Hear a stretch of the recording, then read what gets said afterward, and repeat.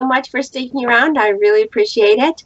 We are good to go now, and we will start with episode 5 of reviewing of our bylaws and admin manual, which, by the way, I know we're a little bit behind, but I came up with this really awesome thing this week. This is the BAM.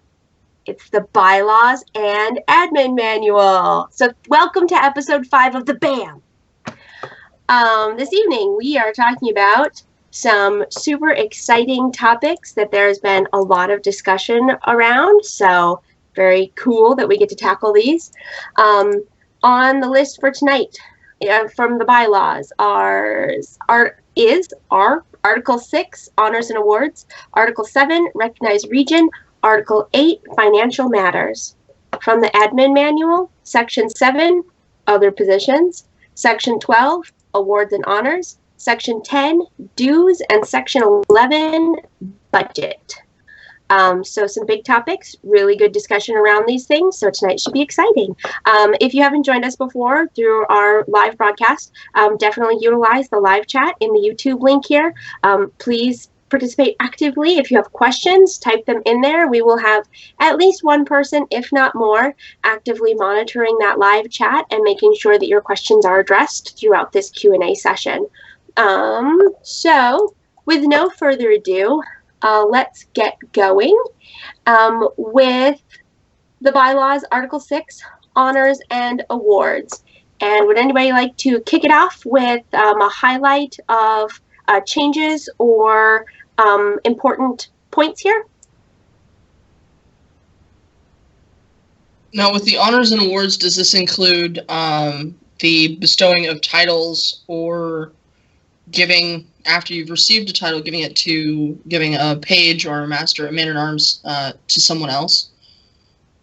I just got to ask that question. Because if that's under it, then there are a couple people that are lords, ladies, etc., that are worried about taking the man-at-arms title away from them and making it knighthood only. I mean, not even having the squires, from their understanding, be able to do that. So they're a little concerned about doing that, and some of them are asking if they're going to be grandfathered in because they already have that. Yeah, so just a quick, when we're looking at the bylaws regarding honors and awards, it's a pretty short little section. It's got 2 sections that says that the corporation will provide a system for recognition and that the details and all of the good stuff will be established in the administrative manual. So the bylaws part says we're going to do this thing and it's all going to be governed by what's in the administrative manual. And the big reason for that was that we didn't need to include all of that stuff about lords and ladies and pages and man-at-arms and squires and knights and counts and dukes and grand dukes when we submit stuff to the IRS, because they don't really care about that. But we do need to, but it's included in the bylaws to ensure that that can't go away. It's part of our culture and our organization, but it's not part of the culture and organization that needs to be sort of recognized by the IRS for tax exempt status. So when we get to the admin manual, honors and awards, that definitely will cover all of those questions.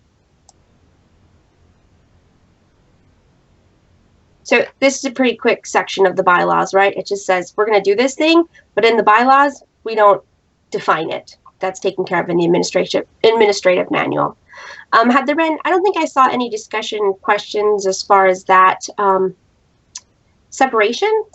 Had anybody heard any comments or questions regarding that separation? I had a couple of questions of why it actually had to be an entirely separated document. A lot of people brought up the fact that the corpora for Dragonspine and even some of the other places in the lower 48, because the IRS is a nationwide organization, that most of the states don't require that you pull things apart for the IRS, that they just submit it and the state goes, yes, you're a 501c3, congratulations. And they'll go through all of your paperwork regardless of the weird nonsense that may be in there regards to our club functions. There's a lot of, why do we have to pull it into 2 different manuals? So the states don't grant 501c3 status? That's something that's recognized by the federal government only. And there aren't really a lot of kingdoms out there that are 501c3s. That's a pretty rare thing. And what has been found by the folks that have achieved this, and that have organized their kingdoms as a professional NPO, is that this is the best practice. This is something that AMCARD in general is starting to look at and do, is the separation of the admin manual and the bylaws. What that lets us do is it lets us keep the bylaws as short and sweet as possible, which gives us the best chance of success with the IRS, because it's not a guarantee. You don't just submit your paperwork and then there's a magic wand that says, okay, you're 501c3. They review it, and the shorter that document is for them to review, the easier it is for them to understand, the greater our chances are of being approved. And it costs money every single time we submit a request. So if it gets denied and we want to do it again, we got to pay the money again every single time. So we're sort of hedging our bets here, essentially. Yeah.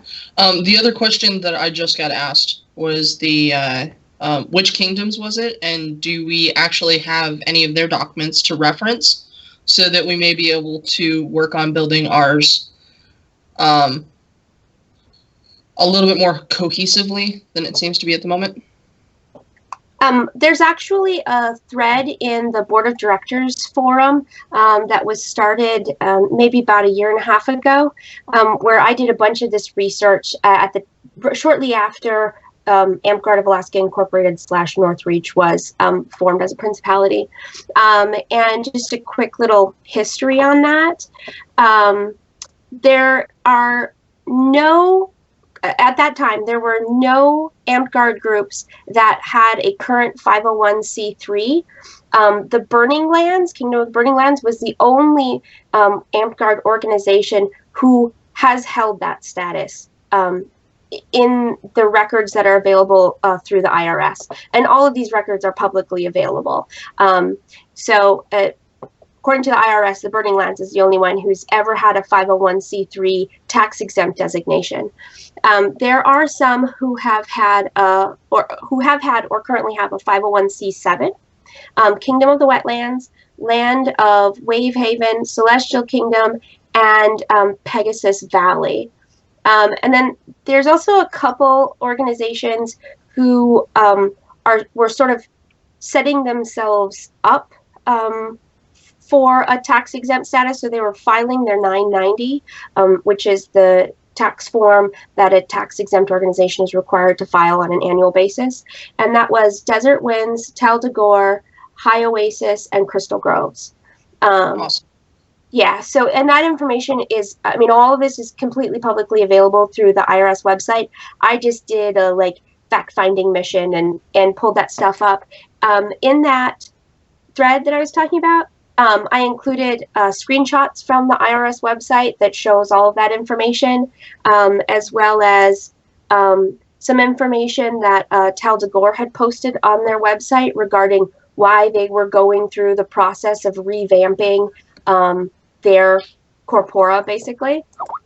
And there's also some just really good general information that I harvested from the IRS website on what being a 501c3 means, what it doesn't mean, how it can impact your organization, and sort of some best practices and some tools to use as you are looking at moving forward in that process. So this is something we've been looking at for over 2 years now. And there has actually been a fair amount of research performed, but it was, a year ago or so. But there is information that is available on our forums in the Board of Directors section. Awesome. So we did go back and cross-reference and work with other places that already got it. That was one of the big concerns that didn't necessarily even come out of Ravenstone. It came out of it because I've been traveling recently. Mm-hmm. It came out of a couple of different parks. So it was questions that I randomly got asked. But I'm like, I'm from Ravenstone. No, those are great questions. I'd also like to thank point you out for answering those. Sorry. The process by which those two documents are changed is not necessarily the same as well. So having something like awards and honors, if we decide that we want to change that in the future or add a totally new award or whatever, The process by which that can be changed is not the same as changing our bylaws, because our bylaws are a legal document, whereas the admin manual can, I mean, as discussed in, I think, the previous one, we talked about how the board can actually make changes to things with a unanimous decision and stuff like that. And that is not the case with the bylaws. The board just can't be like, well, we're going to change this real quick. That is not a thing. So, having those two documents split up gives us more flexibility in terms of how the organization is managed as well. The other thing to keep in mind too, with why we're separating these documents, is anytime we change our bylaws, they have to be refiled. That costs money, requires it to be filed with the state, depending on what we change, potentially filed with the federal government. Whereas our admin manual, it doesn't. We can change that all day long. And so as we go through, if we decide, hey, we think, I don't know, champions need to enter 6 things in Crown Quals, we don't have to let the state and federal government know that we've made that change. We can just make it. So it gives us a lot more flexibility in how we manage our organization. So something else that doesn't necessarily pertain to how we're doing things here for AMPGAR, but maybe will help people have a little better sense of the background and history behind this. This isn't the first time that I've been the president of an organization who's gone through this exact same process.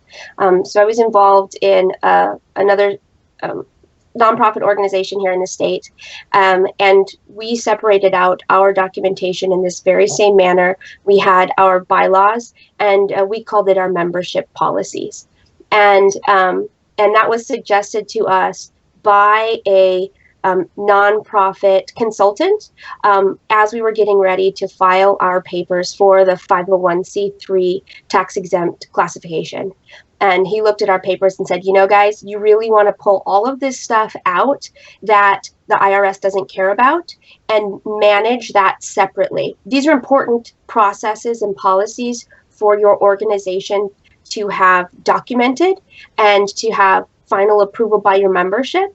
But it will add bureaucracy to what you submit to the federal government, and that will make it much more difficult to move forward in the process. So this is something that has been successful in the past and was recommended by a consultant who his job is to look over paperwork that you're submitting for 501c3 class or tax exempt classification. And we're just lucky that another nonprofit organization paid for that, but we still get that information and now can use it to our benefit.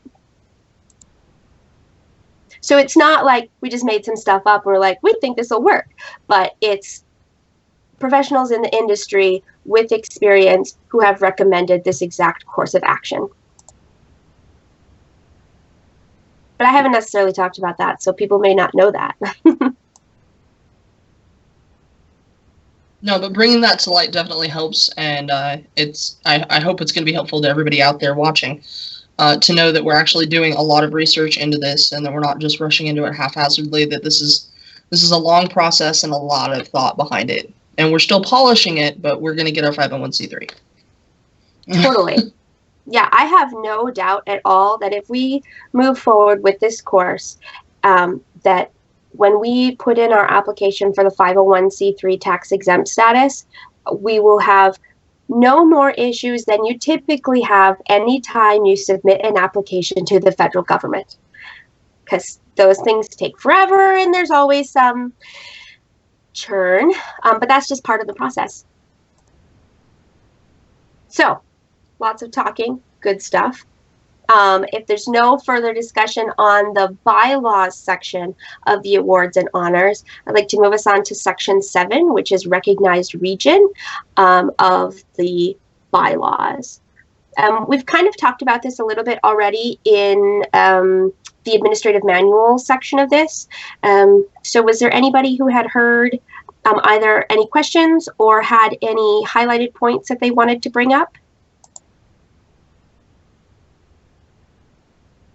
The only concerns I heard about this were just concerns about being involuntarily assigned to a region or whatever, but we talked about that already and clarified that that would never be the case.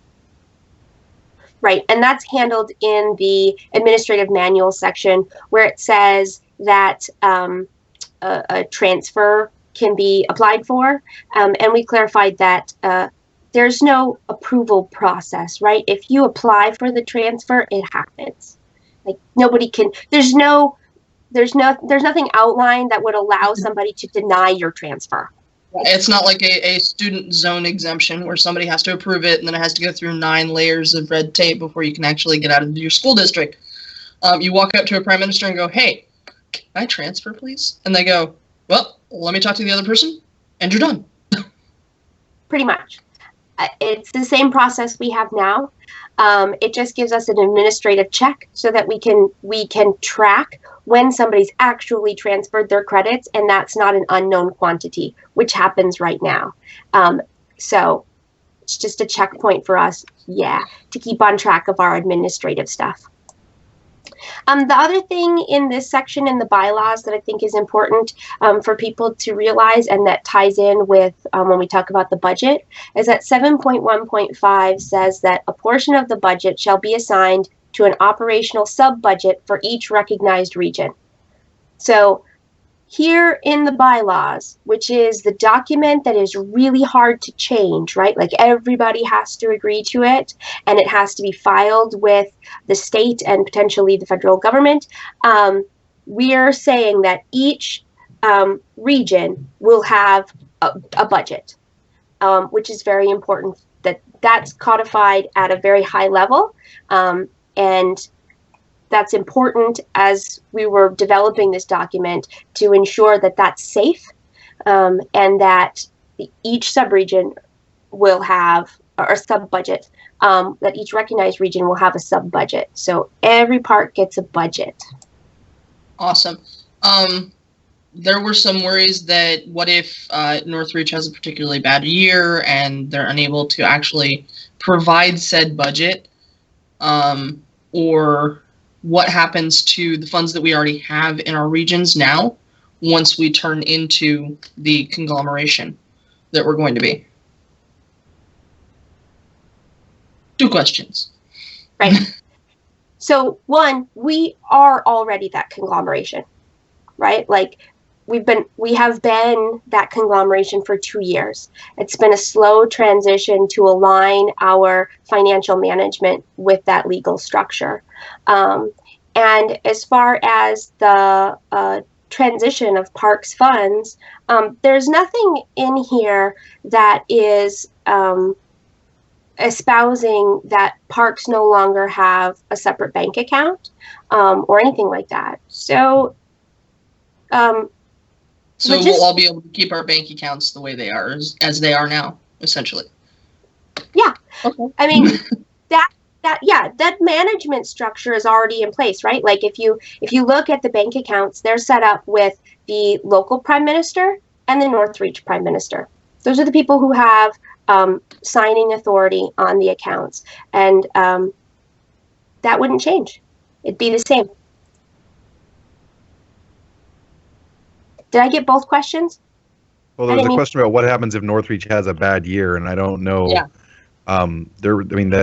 There's nothing in this corpora that would change the way that would be right now. Even, I mean, what happens if Northreach has a bad year tomorrow? The corpora won't change that no matter what. And so, if Amtgard in Alaska has a bad year and runs out of money, then that's going to have an impact regardless of what we do with our corpora. So I don't really know what else to say about that. But I guess that would tie in with the parks having their own bank accounts, because we all still have our own bank accounts. We're even mostly under this structure already, and in that we're already functioning that way. So it's not like we need Northreach to go, "Oh, by the way, we don't have any money. You can't have any money," because we'll still have the fundraisers. We'll still have the park contributing. So if Northreach as a whole has a bad year, that's going to be a little rare. Well, and the nice thing about the corpora here is, let's say either Northreach as a whole has a bad year, or even just one region has a really bad year. The corpora setup that we have drafted right now is designed to minimize the impact of those shortfalls.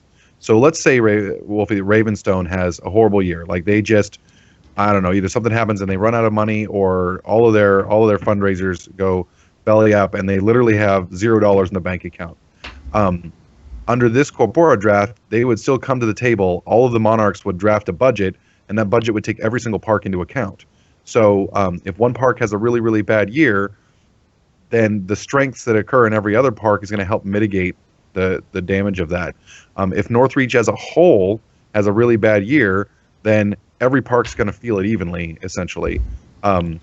So I mean, it's the best way to manage it, because if Lupin Moon, to say right now, has a horrible year, that might make Amtgard stop happening for us right now, because there's really nothing we could do other than beg, borrow, and steal to make that not happen. And that wouldn't be good for Amtgard anywhere in Alaska, which would be the same for any park. We want to try and support each other, which is why we've all worked so hard to try and develop the chapters we have now. So in short, the system we have drafted would mitigate the impact of any sort of dry spells that we might run into. We just had a Kraken asking what failsafes we have set in line in order to prevent officers to abuse the budget. That's a great question. Okay. That is a good question. So really, the fail-safe is that no one officer has the power to take the budget and run with it. Like, they have to have consensus and agreement amongst the monarchs across the principality.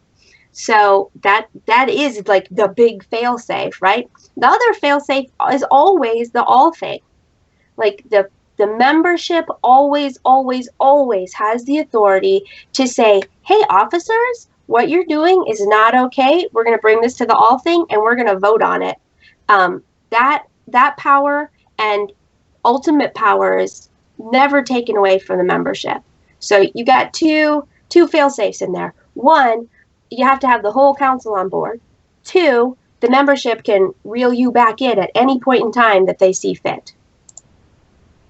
In addition to that, so our current corpora, and again, that's a really good question, Kraken. Under our current corpora, our officers are allowed to spend money without any sort of check, balance, oversight, whatever, etc. As a monarch, currently, I have the ability to spend 10% of our money every month without an all thing, without anybody, without really checking with anybody. I just need to toss a receipt at the prime minister and make it somehow Amtgard related enough that I couldn't be sued for it. To give you an example of how impactful that is, if my park had $1,000 in the bank over the course of 6 months, spending 10% every month, I could spend $450 of that $1,000 without anybody's permission. It's 45%. The prime minister also has the ability to do that.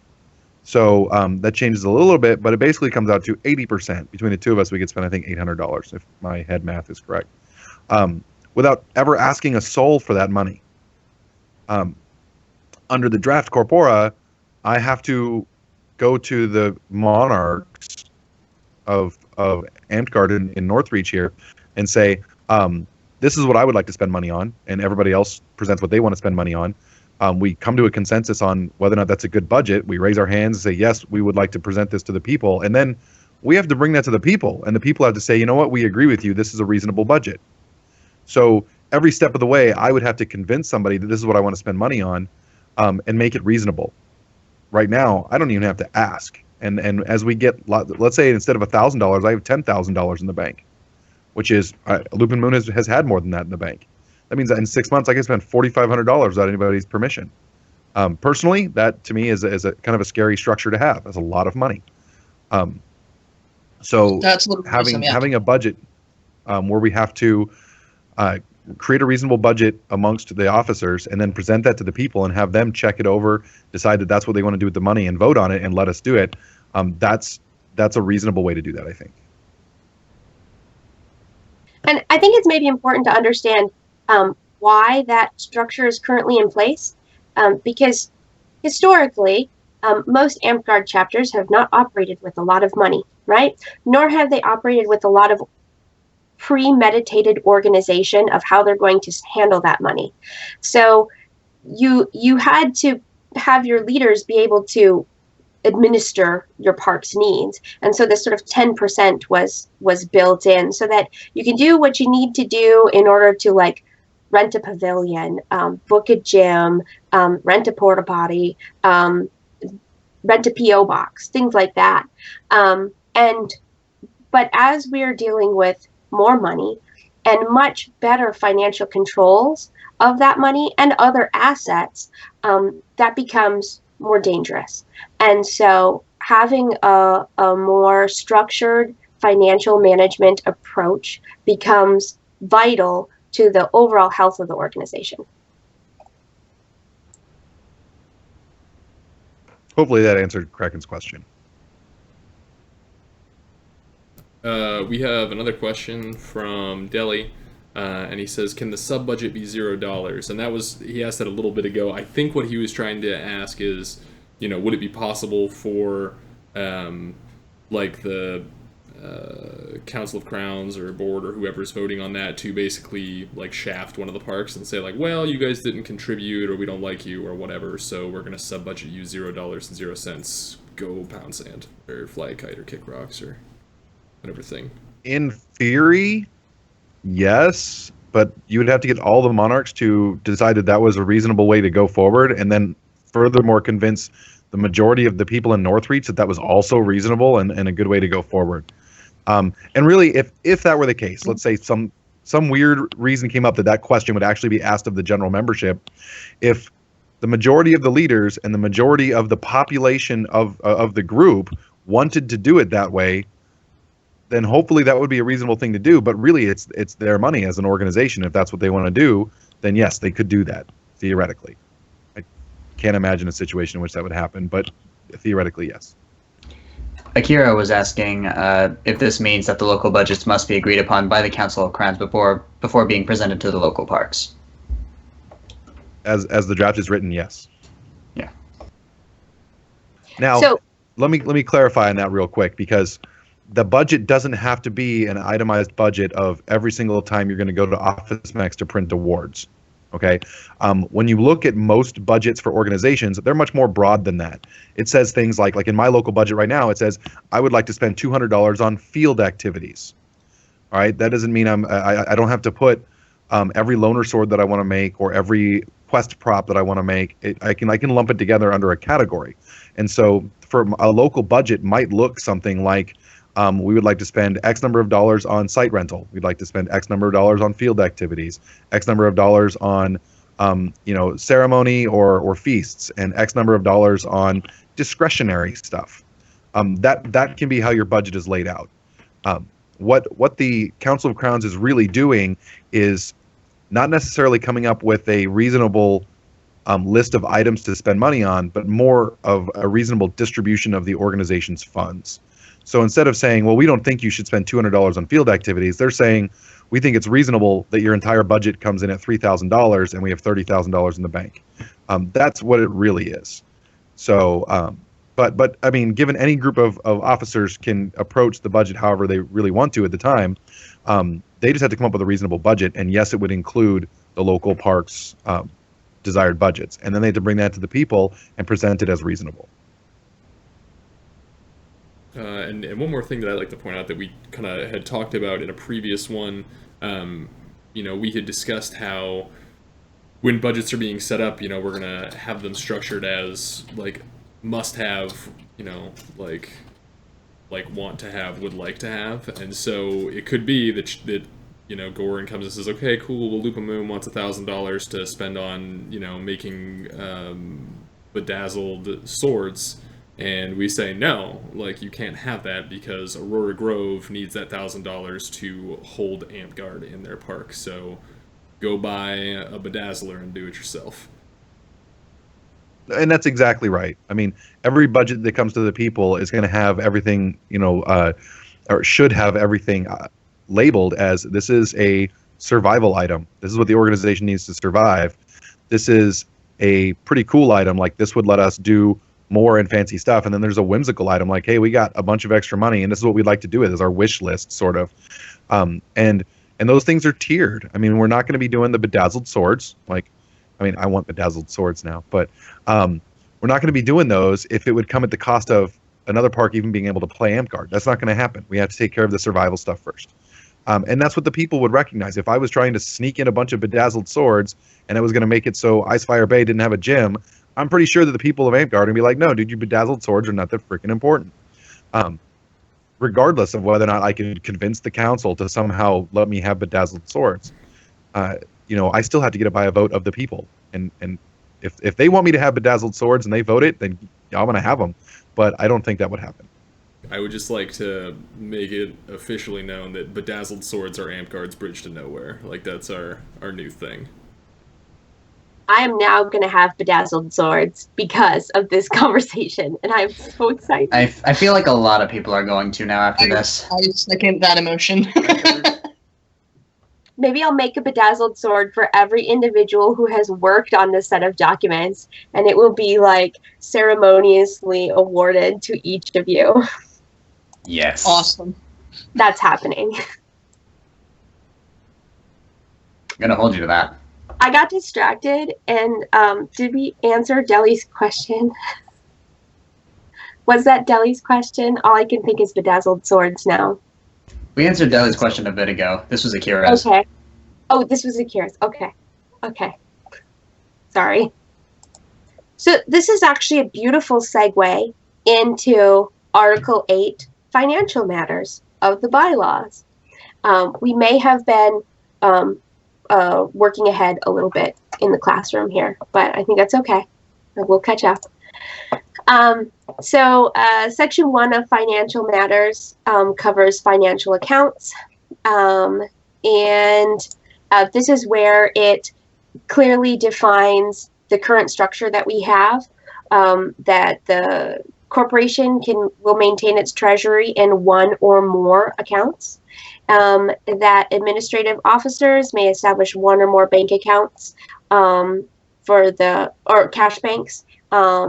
And again, that's one or more to allow for the local parks to have their funds. And then there's also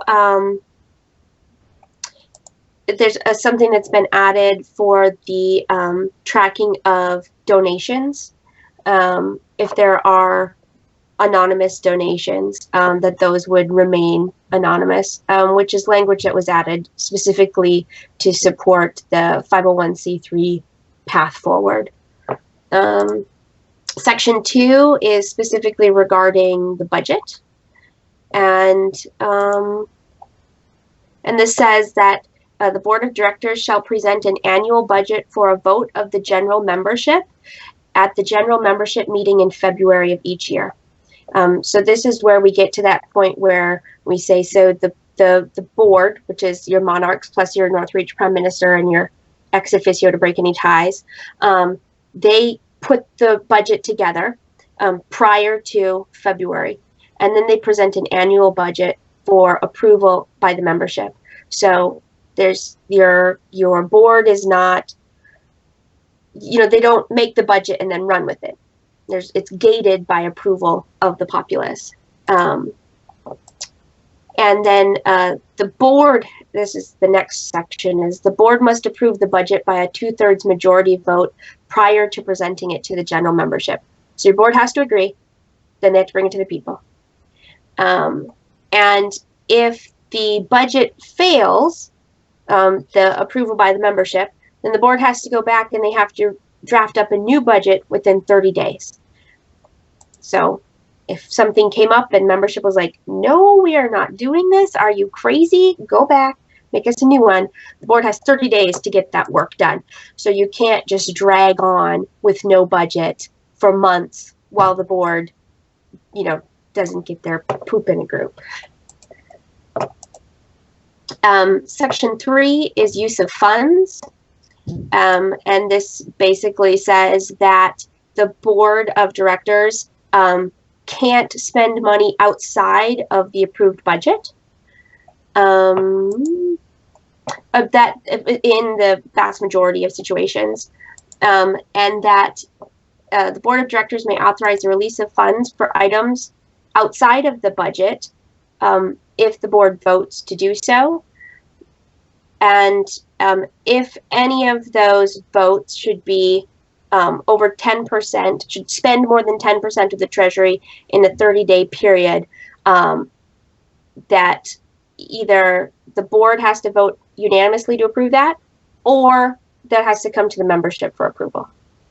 So that's the 10% is in there for emergency things, but requires some pretty hefty agreement in order to move that forward. So no one single person has the authority to just spend 10% of anything. Section 4 is membership dues, that we'll collect them on a semi-annual basis. Associate members don't have to pay dues. And that further governance of how that is all done will be handled in the administrative manual. Section 5 is financial statements and reports. This basically says that the Secretary Treasurer will give reports to the Board of Directors monthly, because the Board of Directors is required to meet monthly. So we will have monthly statements that the Secretary Treasurer / Northreach Prime Minister will be required to provide to the board. So each monarch will know exactly what's going on with financial affairs around the state. So nobody gets caught off guard on like, hey, I didn't know this was happening somewhere else. It sort of covers the audits, and it says that we could have an independent auditor look at our books, which is really good if we are accepting tax-deductible donations. Things get a little bit, they're very highly scrutinized at that point in time, so having a third-party independent auditor can be really great. Section 6 is donations. Yeah. There was a minor question about that in Ravenstone recently. We had a small business approach us in Ravenstone that's actually out in the valley, and they wanted to know if they could actually sponsor our group, and we wanted to know how that would work. So being that we're not currently a tax-exempt organization, we can accept sponsorships, but the organization that would sponsor us would receive no tax benefit for providing that sponsorship. So if they want to do it out of the goodness of their hearts, we would love to have them do that. If they want to do it out of the goodness of their hearts and to realize a tax benefit, we can't help them right now. We do not have a tax-exempt classification, and we cannot give them that tax-deductible receipt that says whatever money you give us, you don't have to pay taxes on. But with the 501c3 tax-exempt classification, we would be able to do that, which is totally part of the goal. So keep those on the line and let them know we're working on it, and we will be happy to accept their sponsorship up until that time. And as soon as we hit that time, it'll be tax deductible. Well, I think I wonder, and maybe I'm like misreading / whatever, but when that person says like we specifically want to sponsor, Ravenstone, like is that a thing that they can do? Like say I just want to sponsor Ravenstone, I don't care about, like North or like Loop and Moon's Bedazzled Swords. Like maybe we're going to talk about that. I know that was a ridiculous thing to say, but I mean, like, is that covered later in donations? I assume, perhaps. So, technically, no, because legally, none of the local regions are legal entities. And they aren't that way currently. They wouldn't be that way going forward. So, that would be like saying, I want to give money to the Boy Scouts, but only if you spend 100% of it on this one troop. That would still be up to the organization to decide whether or not to accept that stipulation. However, with a charitable donation of any organization, you can create stipulations on that donation. You can say, I'm going to donate money, but it may only be spent on this project. One of those projects could be activities within a certain geographical area. So theoretically, if the donor were to specify what they wanted that money to be used for, they absolutely could do that. And we would decide as an organization whether or not to accept those caveats and the money, or to reject them all, which means we wouldn't get the money. But yeah, it could definitely be pointed towards a specific region.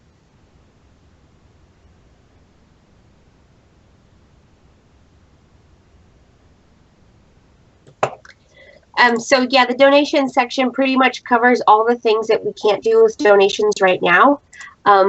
It's language that's specific to 501c3 regulations, that there are very strict guidelines on how you can utilize donations and how they have to be tracked. And this pretty much runs through all of that and says we're going to do what the IRS tells us to do with donations.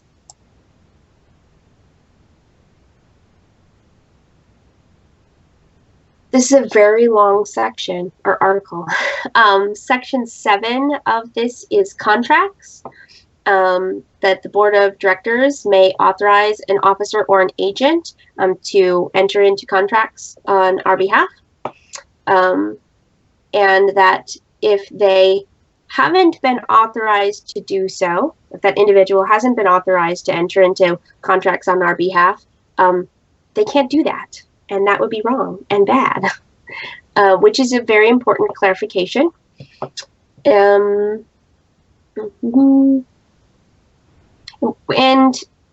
does anybody know, and I don't have a copy of our current corpora in front of us right now, which I should, but I don't believe that this is spelled out at all in our current corpora. It is? There's in our current corpora, it allows the local monarchs to sign contracts for events within their area. But it doesn't, but other than that, so that's been something that's been expressly permitted to them, but it doesn't really go into any further detail regarding anything else. So currently, local monarchs can actually sign contracts to, say, be it fairs and other such things as part of their shires, duchies, baronies, whatever. But it doesn't have to go through Northreach. So I think this is actually a better idea to have it go through actually Northreach and for everybody to discuss the events instead of letting somebody go, hey, I want to go to do this like craft fair and the rest of my shire doesn't want to do it and Northridge doesn't know about it, but I'm going to make money on it and give them money. But everybody needs to know because the money needs to be accounted for. Right, and that's for sure, that is very important. And beyond that, there's also, the considerations of how is that event covered under the insurance? Does the facility where that event is being run, do they need to be added as an additional insured? There's the money, and then there's insurance, and then there's other things like general liability and whatnot. So whenever we're represented at an event, it's definitely something that as a whole, our governing body should be aware of it and should be on board with it and should be sort of all hands on deck. We know what's going on. We know we've limited our risk. We know we're presenting ourselves with our best foot forward. We're not putting ourselves in any legal liability or any precarious or risky positions. No, and that completely makes sense. It also, has similar wording in like 862, where it talks about like donations and fundraisers, and it says that the corporation may raise revenues through fundraising activities at the discretion of the board of directors. So, that would be a thing that you would need to run through the board as well. I guess I wonder, like, how strict is that? You know what I mean? Like, if they just said they want to do like a car wash versus they want to have a booth at the fair, like, where, you know what I mean? Like, is there a line drawn, or is it like if you're going to be doing a thing as AmpGuard trying to raise money, like the board needs to be aware of it and approve it? Well, and the board could decide at what level, like they could just blanket say like these people are authorized to make this decision for, events that are, I don't know, estimated to bring in less than $500 or things like that. They could set that threshold if they wanted to and just delegate the authority. But the board, if it felt necessary, could also not delegate that authority and say, if you're going to do any kind of charitable stuff or any kind of fundraising, we have to know about it. That would be up to the board to decide what was best for the organization in that moment. Yeah, and a lot of that has to do with too, like, how is the fundraiser being presented?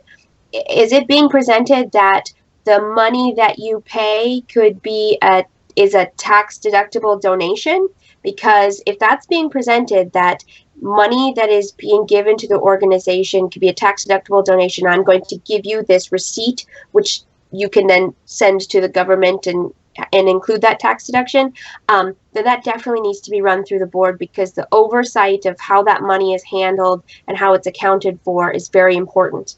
And typically, if you're doing, so there's a whole lot of sort of planning on how you best utilize 501c3 tax exempt status. And there's also some limitations, which I have to brush back up on, as far as when you can charge for something, and when it's a donation, and when it can be tax deductible, and when it can't, and how you account for those things. And it's been a few years since I've been involved in that, so those regulations are all a little fuzzy, but there are regulations regarding that. So it's some of it we just don't have a choice. Like, those are the laws. We just have to follow them. Are my $10 a year dues considered tax like exempt donations? Not that it matters. Oh, that's a good. I guarantee you it's going to be asked by someone, so it'll be me. Sure. But yeah, no, because it's not a donation. You can donate. You're paying a membership fee to actually be part of the club, so it's not technically a donation. It is paying for a service that you will be provided. Pretty much, right. You get something in return for it besides a tax deduction. A hearty handshake and a vote in the all things. There you go. So were we at contracts? We were at contracts at section 7. Section 8 is liability and limitations of debt. This is definitely something that we do not cover in our current corpora. Please tell me. No, we don't. And this is, a lot of sort of covering our liability. And I honestly haven't looked at this section in maybe a month, so I'm a little rusty. Does anybody else have any fine words they'd like to make about this section?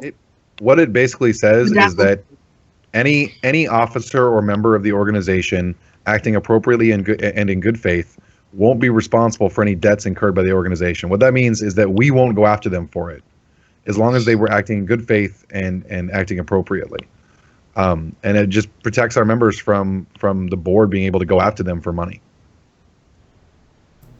It also does the reverse in saying that if for some reason the organization owns a piece of property and then sells it, the members don't hold an interest or some sort of share or something like that in it.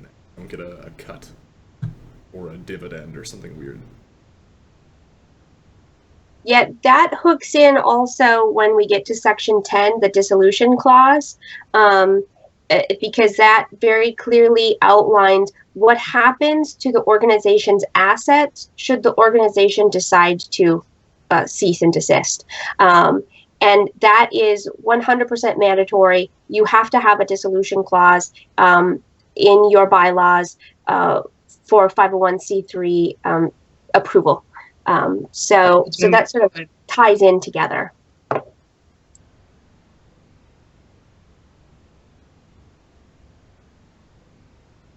So in between section 8 and section 10 is property and dedication of assets, which pretty much says that any property owned by the corporation will belong to the corporation.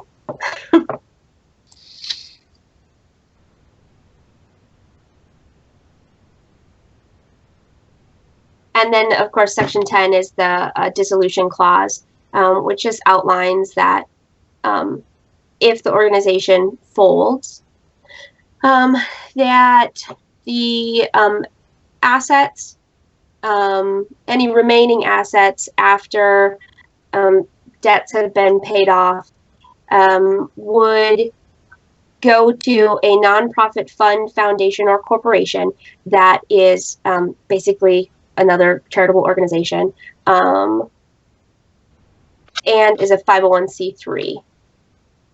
And that if, oh, I thought we had the other one where if that wasn't available, that then it could go to a nonprofit without the 501c3 designation. But I think we talked about that, but it wasn't supported by recommendations for your 501c3 documentation. But we can still blow it all in a really big party. Guys, so my Skype call is about to drop, and I apologize for me leaving. I will return as soon as possible.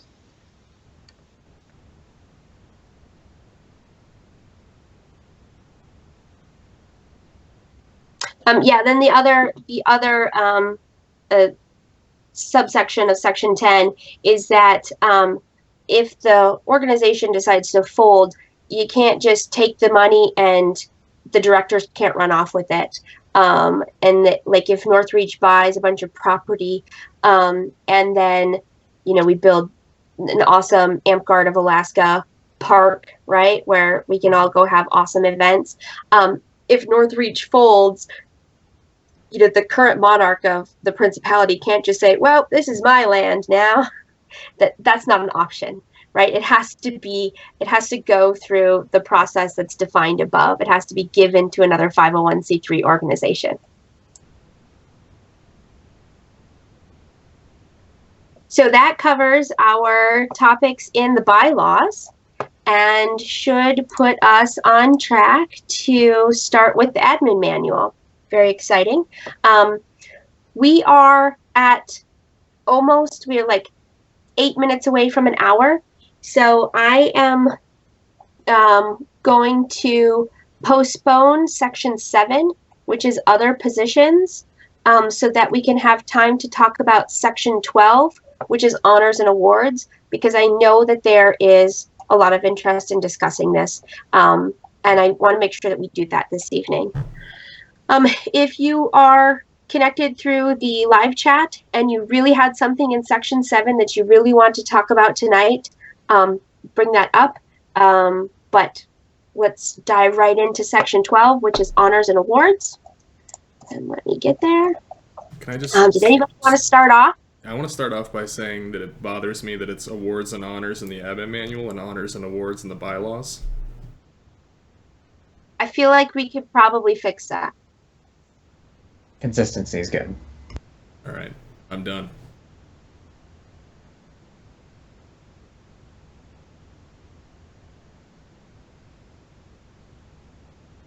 Okay, did anybody want to start off with some highlights, or do we have any questions from the audience before we dive in?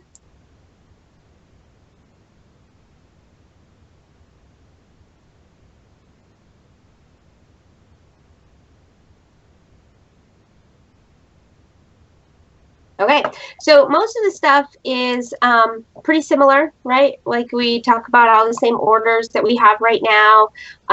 We give, pretty much all the same descriptions. It's outlined a little bit easier to tell who can grant what, which is nice. Orders of the Warrior. And I think we get to 12.7 Paragon is where we run into the first big change, right? And that is the title of Paragon is bestowed at the discretion of the Council of Crowns. And the council shall consult with the guild master of the appropriate class for the plan that's being considered. And of course, the big, change there is that it's currently in the corporate, it's the local monarch, and in this proposal, it is the Council of Crowns. And there's definitely some discussion to be had on this topic. I'd like to open the floor to our panel members and our audience to discuss. Quick clarification. In the current corpora, it's open to some local monarchs. Oh, correct. That is correct. It's... I believe it's barony or higher. Barony and higher? So there's a couple of things that the panel took into consideration when drafting this, just so that everybody can kind of be on board, or not on board, but on the same page as us. So there were two things that we considered. One was that the Council of Crowns, since the inception of Northreach, has discussed these kinds of awards, both so Paragon and when we get down to 12.9 there with titles of nobility, that they've discussed and awarded these as a consensus kind of thing. And so there was obviously there was the best practice consideration there, that this is what the monarchs had decided to do. So we wanted to draft that in there. But the thing that the aspect about it that concerns me the most is the idea that we have an inconsistent experience for our members. So right now, our bylaws, they allow some local monarchs to give it and other local monarchs not to, which creates completely different experiences for our members. Right now in Loop and Moon, if I think somebody deserves a Paragon, by our corpora, I can just give it to them. However, 40 miles north of me in Ravenstone, they cannot do that. Regardless of how good the player is, regardless of how long they've been in Amtgard, they have a different experience because of something fairly arbitrary, such as the delineation of land status. And as anybody that's been around the Principality for the last few years knows, land status does not necessarily translate to, say, attendance or average experience of the members there, or experience of that monarch. Anyone that's been in Amtgard for I don't know, more than a half a dozen years would have had personal experience of seeing monarchs who were incredibly young, naive, or uneducated, and that creates the scenario where you can have vastly different thresholds for these awards. So you could have someone that was given Paragon just because they hit 6th level, whereas in another area somebody had to demonstrate true excellence in that class before they were awarded Paragon. And then you have a third member who hit 6th level, demonstrated all kinds of excellence in that class, and then their monarch had to go convince the prince to give it. So these are all completely different experiences, and we had hoped to create a system where we would, 1, have all of our members be treated the same, 2, try to create some consistency in how these awards were given out, and 3, create or take advantage of the best practice that the Council of Crowns had adopted over the past 2 years. So, sorry, go ahead. I was going to say, just for some clarification, in our current corpora, it outlines that Principality and Duchy monarchs may award Paragon. It's currently class masterhood, but Paragon. So I would say, I mean, like one of the primary concerns that I've heard, and I know that, I mean, for Aurora Grove, kind of the same deal, is that, you know, you talked about how the idea is that the experience will be consistent across the parks and like fair for everybody and so on and so forth. The concern that people have expressed to me up here in Fairbanks is that they don't think that it will work out that way, because in order for someone to kind of get that recognition and have the rest of the Council of Crowns be like, yeah, that person should definitely be a insert thing here, they will need to travel to get their name out there. So they feel like that will probably work out well for everyone except for us who are kind of far away. So my response to that would be, look at all the titles that have been given out in the last 2 years and look at how many of them have gone to Astrowinds.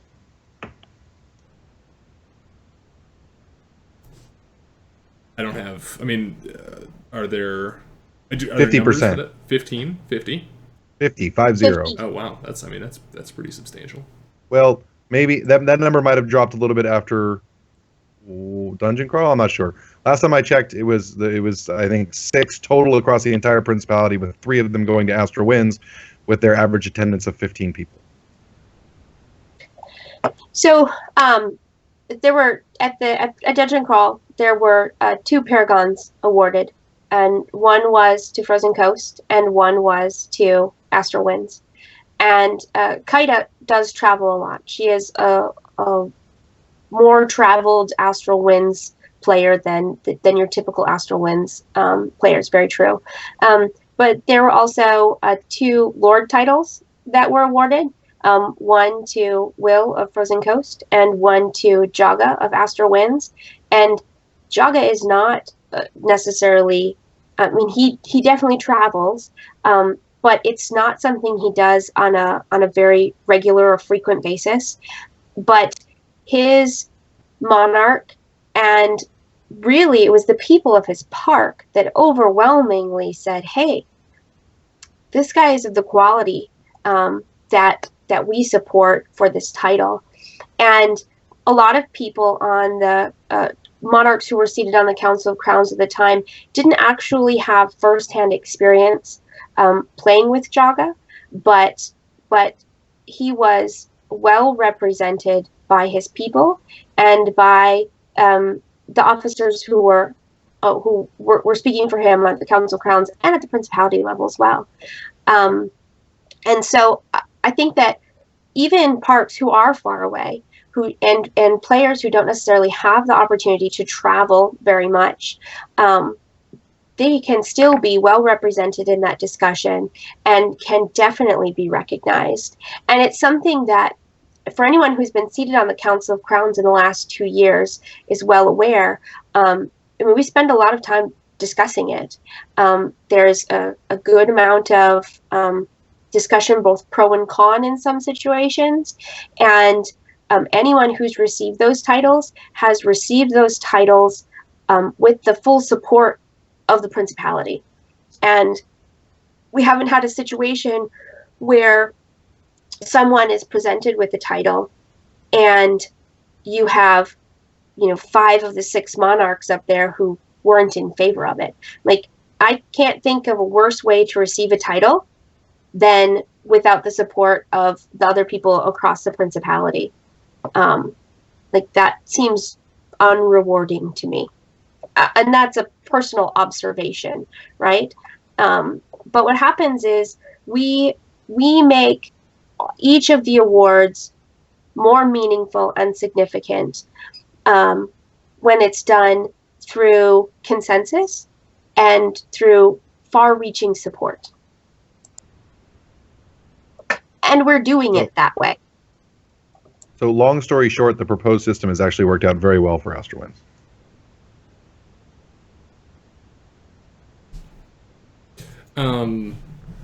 Okay, so I mean, I'm on board with those things. I've had a couple of comments from Atlas, and he says that, and it's tough because I know he sent this message to me when when we were talking about stuff like a little bit earlier, so it's going to seem kind of out of context. But he said they've been discussed but had no ability to stop them. I'm concerned that anything that is done outside of the normal will be construed as the way it's always done. And he points out that he has never seen any whimsical, awarding of honors, essentially. So I know the first 2 sentences are kind of tough, because I'm not sure exactly what we were saying when he typed those 2 things. But. Well, I know Atlas has seen some whimsical awarding of titles, because he's been there when they were given. But like Hadelin just said, there haven't been, regardless of whether or not the council had the corpora authority to stop a title from being given, no title has ever been given without the full support of the council. Like, everybody's been behind it. So I'm not really sure what point he's trying to make there. Regardless of what our current corpora says, this is the way that the council has adopted it. So yes, it is the way it's always been done. The last 2 years since Northreach has been in existence, despite what the actual corpora says, it's been done through discussion, through consensus, and with full support of the council. For nostalgia's sake, I'm pretty sure Atlas was there with me when we watched somebody get a lady title for serving just a couple of months as a pro tem regent and doing a pretty poor job of it. So we've seen the bar lowered by very inexperienced monarchs with a chip on their shoulder.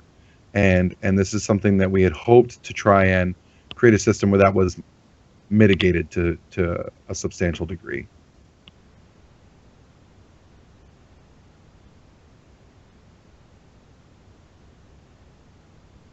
I don't want to monopolize all the question asking if ours or Rostath or anyone else have things they want to I'm in here. I was basically just going to reiterate that this is essentially what we've been doing the past 2 years, except for now we're doing this officially.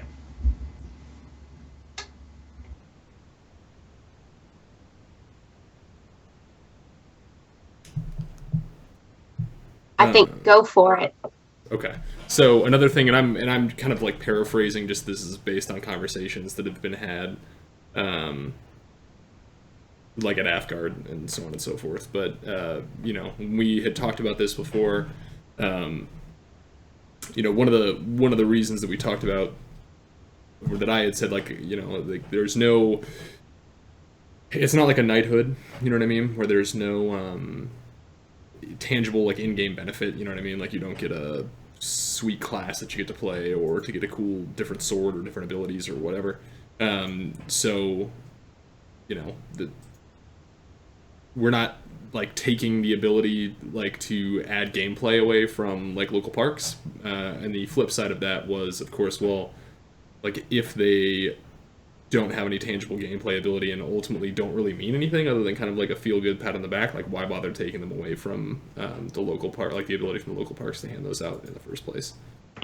Well, that's really easy because we've decided to make them mean something, which has been a tradition of Amtgard in Alaska for 16 years almost.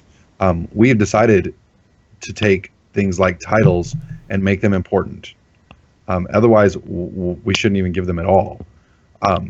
They are a recognition of accomplishment and service within the organization. And what we want to do here is have that accomplishment mean the same thing throughout the entire organization, which is the consistency part. So a lord who received their title in Icefire Bay should have achieved approximately the same level of accomplishment and recognition as one who came from Aurora Grove.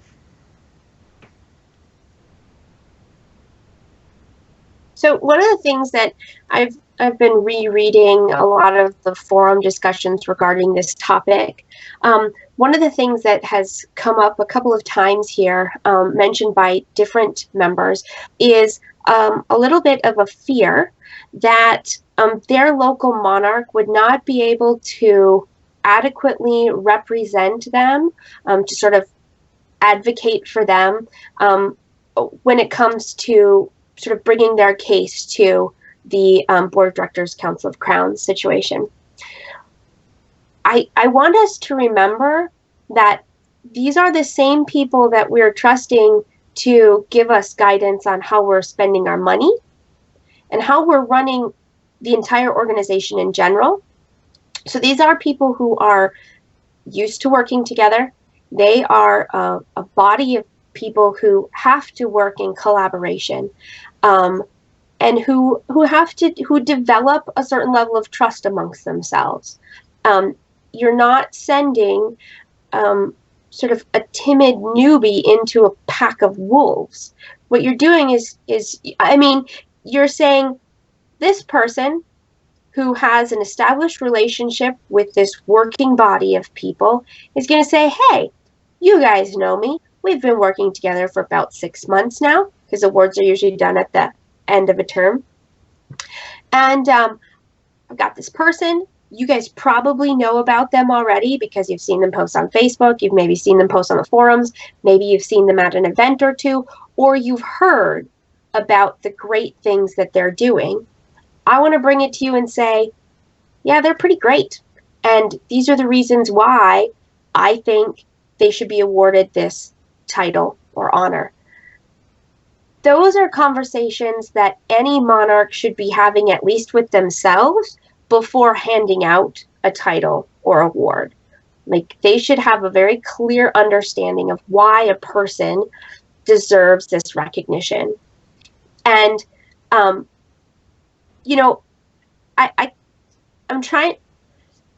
It's very rare that a person that we have elected and trust to lead us and to sort of take care of us as an organization would come up with a valid list of reasons why someone deserves a title or an award, presents it to another group of people, to that same group of people that they work with, who has also been elected to that position, And if it's well thought out, why would it not be supported? What this helps against is new monarchs who don't necessarily know the ropes yet.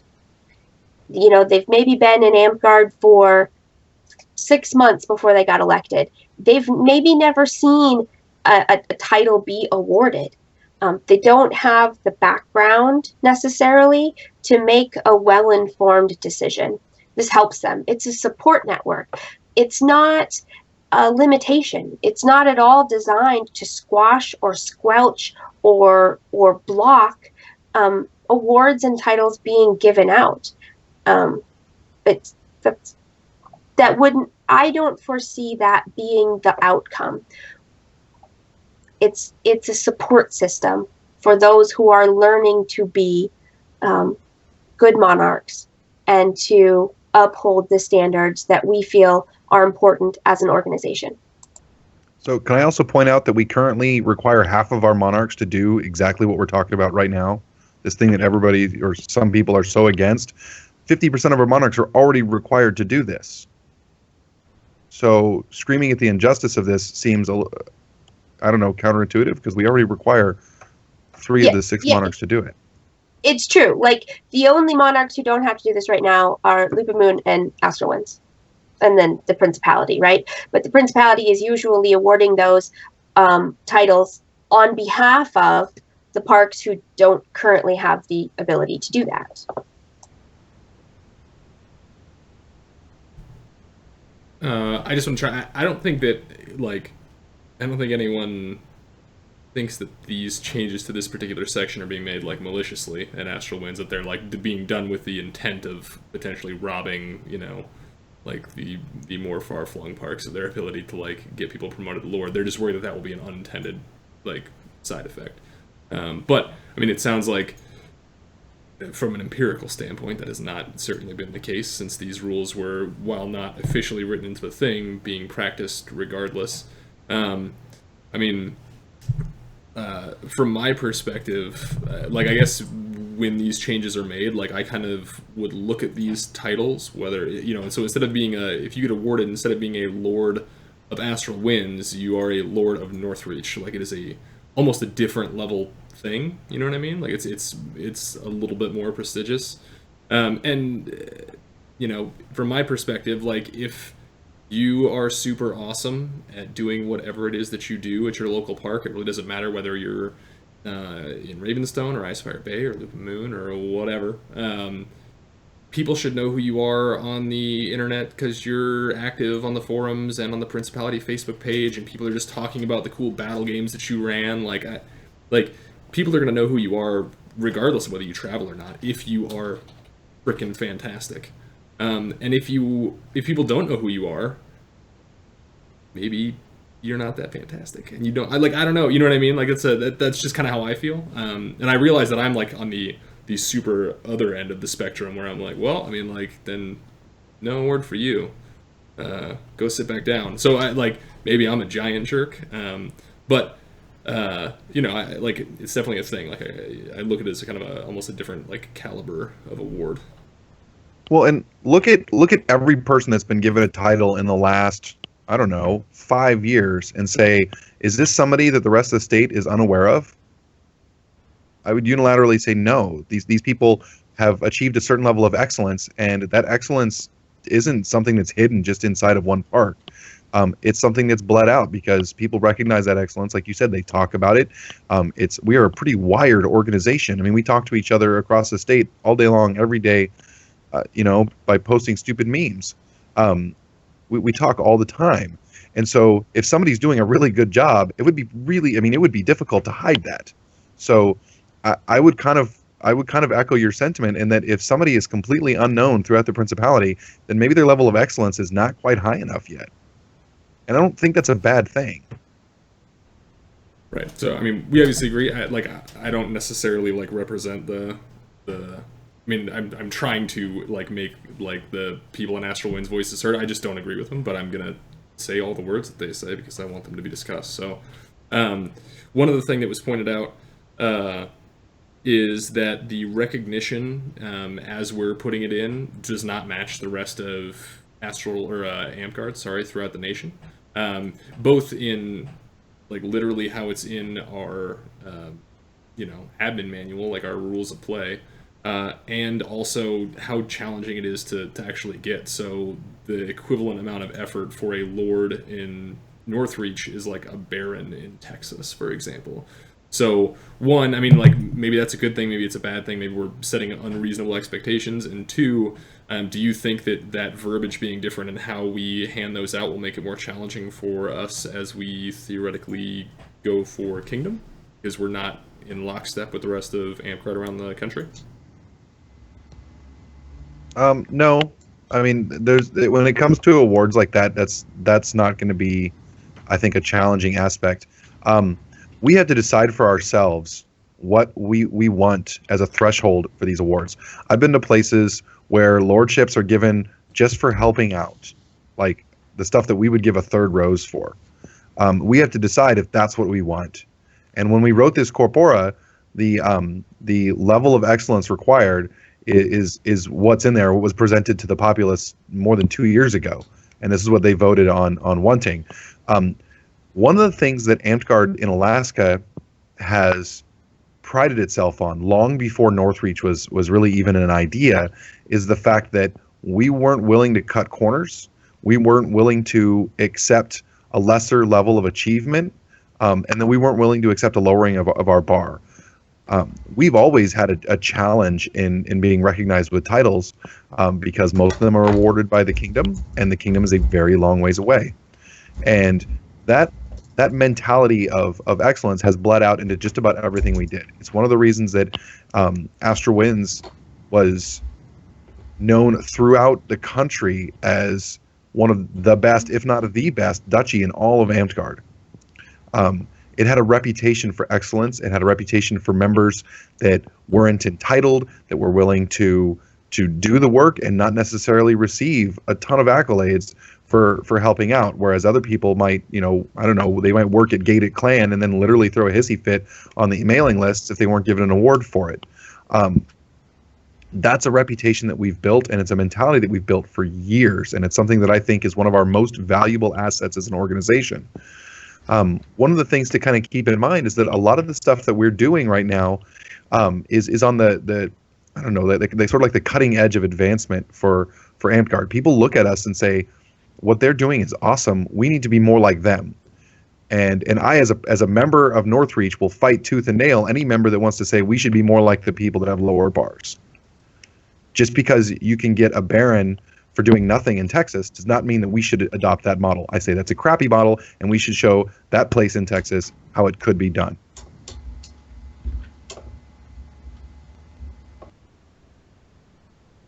I don't know what place in Texas that would be, in case anyone's watching this and gets offended. This is a mythical, hypothetical land in Texas that I promise doesn't exist. Fort Bedazzled, Texas. Yeah, and I actually just pulled up the Dragonspine Corpora to see, how strange and different is what we're proposing, and it's really not, right? We're just saying that we'll set a standard where a group of people agree on something as a support mechanism. It's adopting what we're doing in all of our areas into all of our areas. We're willing to let our money be managed this way. We can, because it's important to manage it responsibly and well, with good records keeping, with consistency. And we're saying the same for our titles, that while these have no importance outside of our culture, within our culture we've given them importance, and we want to manage them responsibly with consistency through collaboration. So one thing that has been talked about, and it was just kind of echoed to me on Facebook, is that it's taking away the rights of the duchy and like the barony and so on and so forth, which they're not wrong. It certainly is, but it's being done for a reason. Like, it's not being done like it's being done so the value of the ward can be protected and theoretically elevated. So, I just told the person like that was kind of the logic behind it, and hopefully they'll respond. One thing that had been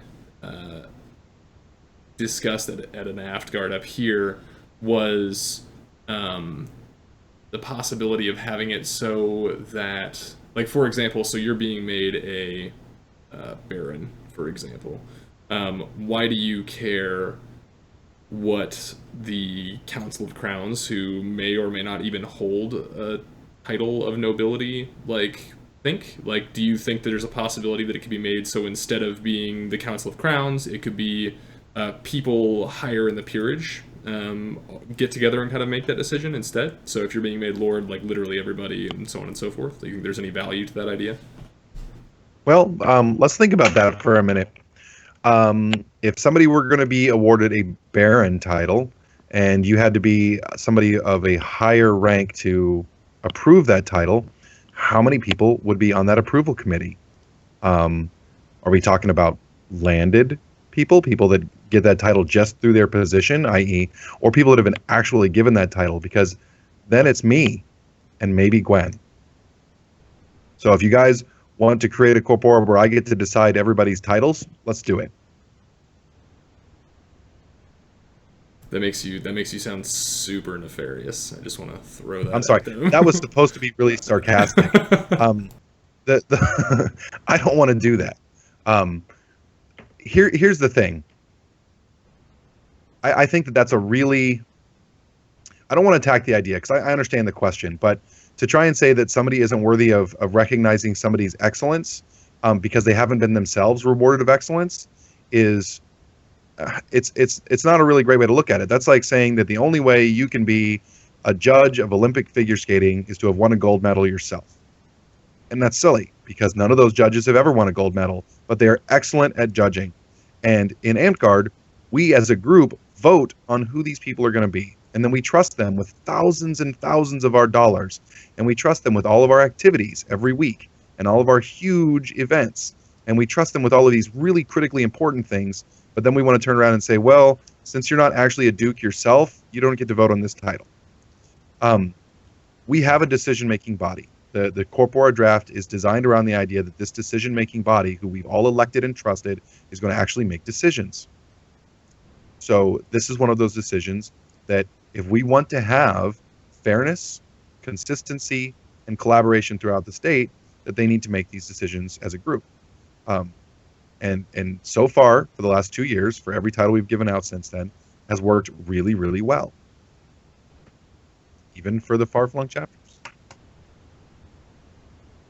So I'm listening to all of this, and I've been reading all of the posts that have been made on Facebook and the forums, and I'm not sure that there's a clear ground for compromise. It looks very binary. It's yes or no. It's black or white, which is a difficult position to be in when we're looking for collaboration and consensus. And so I'm interested to hear ideas or concepts for how we might move forward sort of with compromise. And one of the things that I was thinking is, what if we if we move forward with this concept and said we're going to trial it for a year as our bylaws, and then the all thing can pass that we set a deadline that in a year after the new bylaws and admin manual are enacted and established, that we are required to come back to this topic and address it again. Because I'm not sure that there's any other way to find a consensus between these sort of polar opposite approaches. There's sort of these contentious issues. Another way to move forward on this is to vote on it separately, right? To take the concept outside of the administrative manual and say, all right, Northreach All Thing, tell us how you want to proceed. Do we go Council of Crowns, local monarch? Sort of two options. And I'm definitely interested in hearing what the membership has to say about how do we move forward on these issues where there's no clear consensus or point of compromise.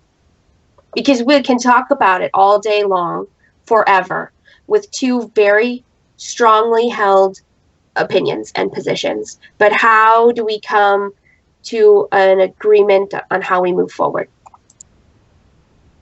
That's an open-ended question. I want to hear. I mean, I was going to ask the same thing. Is like, I suspect that this is going to be one of those subjects where, like, there are just going to be some people that agree and some people that don't, and there will probably be no changing their minds, period. You know, like, the response that I got to what I'd said earlier was, you know, that it was being done so that the value could be protected and so on and so forth. And they agreed that holding the award to a higher standard was a good idea, but still didn't believe that it should be taken to the extreme of taking that right away from, you know, duchies or whomever. Just because it's been done this way does not constitute taking away any possibility of a duchy monarch being able to grant a title or award to a member of their own park who has reached those standards to the opinion of those in their park. Local top 5 agreeing on it can still be holding up to the standards as well. Then a group of monarchs across the state who see our players on a far less than regular basis. So, I think that what you said is a really great idea. It's like, let's try it for a year and see what everyone. I mean, we've already been trying it for 2 years, but like, we'll try it officially for a year or whatever, and then after a year, if the populace is like, that was garbage, like, we can go back to the way that it was. I mean, there's, you know, nothing to it but to do it, I guess. We're not doing it. Yeah, I think that just given the nature of the topic, there really isn't a lot of like ways to incorporate it, and that would be compromising. So I think giving it a quote unquote play test time would probably be the only way to do that. So it's not a bad idea. So for those of you who are watching after the live broadcast or who are unable to participate in the live chat, let's have a discussion on how we move forward on this topic, because I do think it's clear we have two very strongly held positions that don't really have a clear ground for compromise. So how do we move forward in a way that everyone feels their voice has been heard and it's been fairly sort of hashed out? So please comment on this on Facebook or on the forums. I will be happy to start a thread regarding it so that we can all have healthy, mature discussion about it.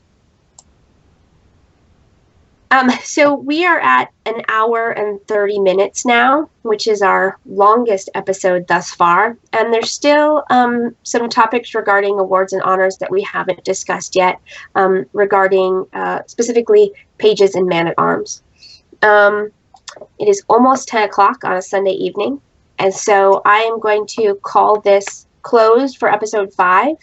And I apologize to those of you who are watching this with the hopes of talking about the page and man-at-arms topic.